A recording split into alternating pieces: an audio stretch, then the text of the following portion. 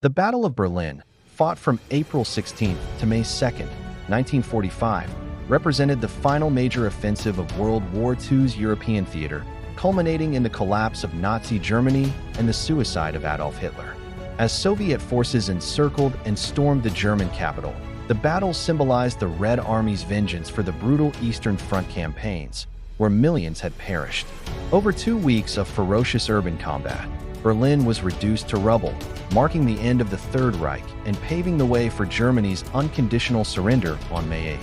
This engagement, part of the larger Berlin strategic offensive operation, involved nearly 2.5 million Soviet troops against a desperate mix of Wehrmacht, Volkssturm militias, and foreign SS units, highlighting the war's asymmetry in manpower and resolve.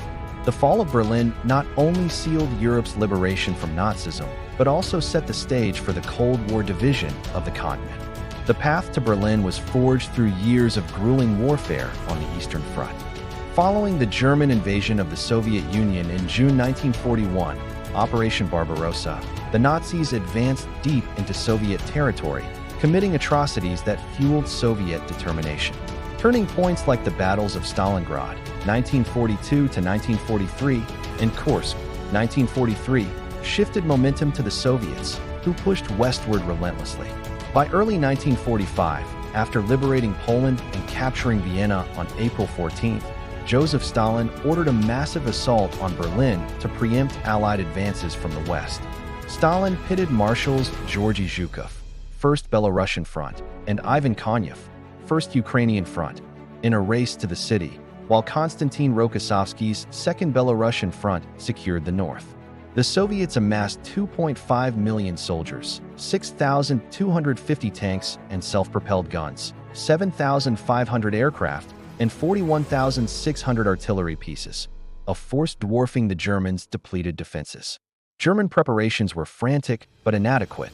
Hitler, ensconced in his Führer bunker beneath the Reich Chancellery, refused to evacuate civilians or negotiate peace, declaring Berlin a fortress city.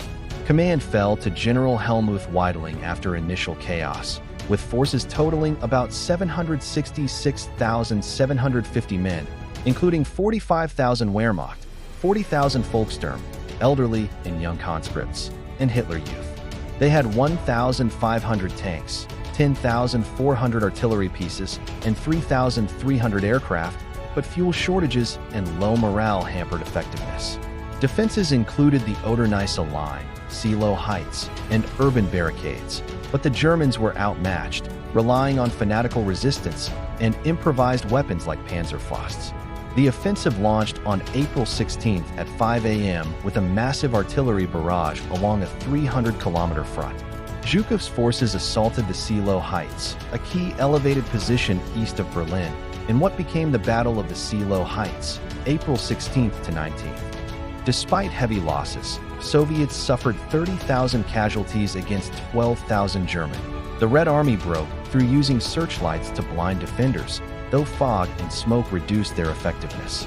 Konyev's front advanced more swiftly from the south, crossing the Neisse River and threatening to encircle Berlin. By April 19, the Oder front collapsed, allowing Soviet tanks to pour toward the capital. Urban fighting intensified from April 23 as Soviet troops penetrated Berlin's outer suburbs. The city was completely encircled by April 25, cutting off supplies and trapping 200,000 defenders inside. Combat devolved into brutal house-to-house battles, with Soviets employing Katyusha rockets, flamethrowers, and close-quarters assaults. Key clashes included the fight for Tempelhof Airport, April 23 to 26, where German anti-aircraft guns were repurposed against tanks, and the battle for the Reichstag, April 28 to May 2, symbolizing the heart of Nazi power. On April 30, as Soviets stormed the Reichstag, Hitler committed suicide in his bunker, appointing Karl Donitz as successor. The iconic raising of the Soviet flag over the Reichstag by soldiers like Mikhail Yegorov and Meliton Kantaria occurred that evening, though fighting persisted. Other notable actions included the defense of the Malka Bridge and the Tiergarten, where German Tiger tanks and SS units mounted last stands. In the south, Konyev's forces linked with Zhukov's on April 25, completing the encirclement. Attempts to relieve Berlin, like the 12th Army under Walter Wenck, failed amid Soviet air superiority. Civilians endured horrors, widespread rape by Soviet troops.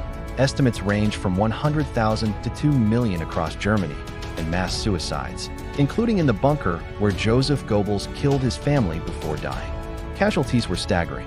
The Soviets lost about 81,116 killed and 280,251 wounded, with 1,997 tanks and 2,108 artillery pieces destroyed.